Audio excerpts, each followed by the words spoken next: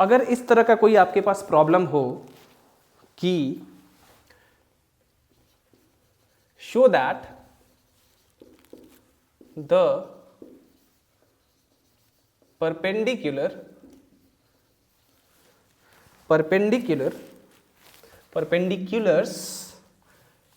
let fall from any point of the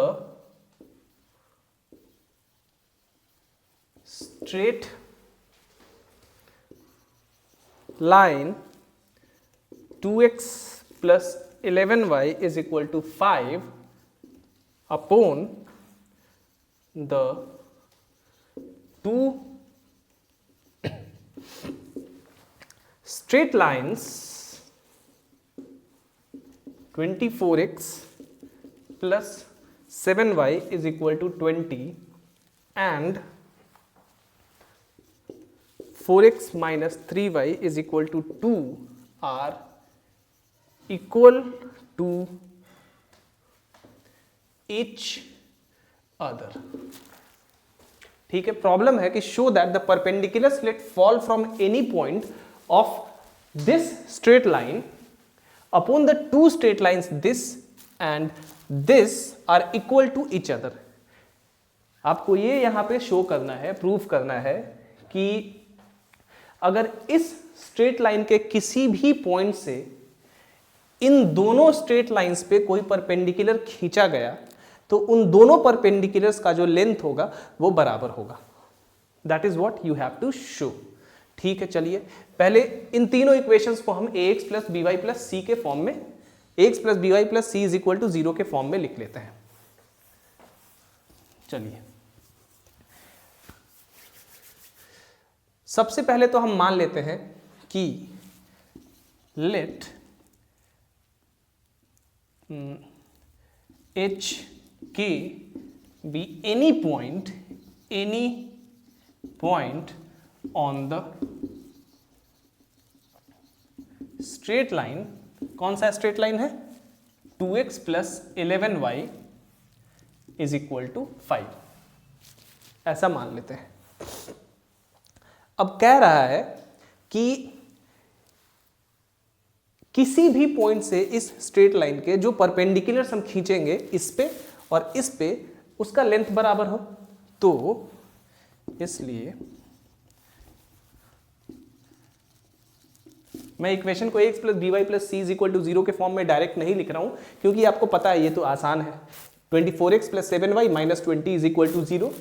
4x minus 3y minus 2 is equal to 0. So length of the, अब ये चूंकि कोई भी arbitrary point है, ठीक है, ये एक मूविंग पॉइंट समझ लीजिए इसको, लोकस पढ़ा है ना आपने, तो एक मूविंग पॉइंट है और ये इस स्ट्रेट लाइन पे कहीं भी हो सकता है, कहीं भी.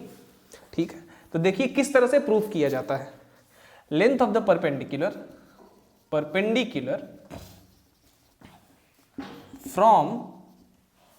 फ्रॉम एच के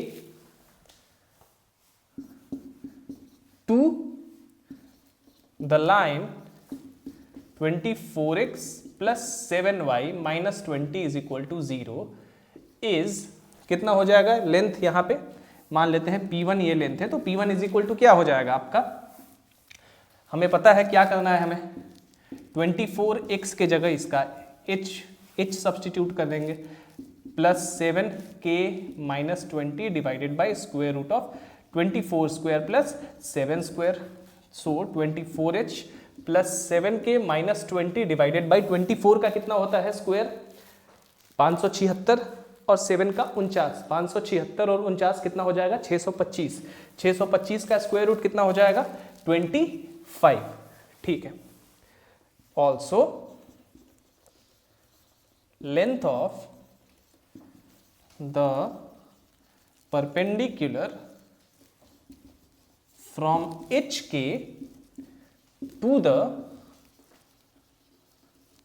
straight line, अब इस वाले पे 4x minus 3y minus 2 is equal to 0 is, इसको मान लेते हैं कि ये लेंथ हमारा P2 है. ये कितना हो जाएगा? 4h minus 3k minus 2 divided by square root of 4 का स्क्वायर प्लस 3 का स्क्वायर, 16 9 25, तो ये हो जाएगा 4h minus 3k minus 2 divided by 5। ठीक है, अब मान लेते हैं कि ये दोनों लेंथ बराबर है। ठीक है, चलिए देखते हैं। If P1 and P2 are equal, then क्या हो जाएगा इसका मतलब 24h plus 7k minus 20 divided by 25 is equal to 4h minus 3k minus 2 divided by 5। 5 से 5 बार में ये कट गया, मल्टीप्लाई कर देते हैं 5 को इधर और इधर, 24h और plus 7k minus 20 is equal to 5 से करेंगे तो हो जाएगा 20h, 5 4 जा 20, 5 3 जा 15 यानी कि माइनस 15k माइनस 5 2 जा 10। ठीक है, 24 में से 20 गया तो कितना होगा 4h। 7k को और 15k को जब जोड़ेंगे तो कितना हो जाएगा, ये हो जाएगा प्लस 22k और यहाँ पे हो जाएगा minus 10 is equal to 0, minus 20 और ये इधर आएगा प्लस 10 माइनस 10। अब यहाँ से, ठीक है, इसके नीचे यहाँ से कंटिन्यू करना है आपको। यहाँ से अगर मैं 2 कॉमन ले लूँ तो कितना हो जाएगा 2h plus 11k minus 5 is equal to 0। इसी को क्या मैं ऐसे लिख सकता हूँ 2h plus 11k is equal to 5। अब इस इक्वेशन को देखिए और ये जो इक्वेशन है जिसके किसी भी पॉइंट से परपेंडिकुलर ड्रॉ किया गया है उस इक्वेशन को देखिए। जब हमने ये मान लिया कि दोनों इक्वल है तो हमें एक इसी तरह का सेम इक्वेशन मिला। ऑब्वियसली चूंकि ये पॉइंट लाई कर रहा है इस स्ट्रेट लाइन पे तो ये इक्वेशन हमें मिल गया। इसका क्या मतलब है कि हमारा सपोजिशन सही है। तो ये यही बता रहा है कि इस इक्वेशन का फॉर्म और इस इक्वेशन का फॉर्म सेम है। That means the perpendiculars drawn from any point of this straight line to these straight lines this and this are equal to each other always. ठीक है, यही शो कर रहा है ये। तो यहां लास्ट में लिख लीजिए therefore the perpendiculars drawn from any point on 2x plus 11y is equal to 5 from इसमें रहेगा drawn from any point of, यहां ऑफ लिखिए माफ करिएगा, any point of this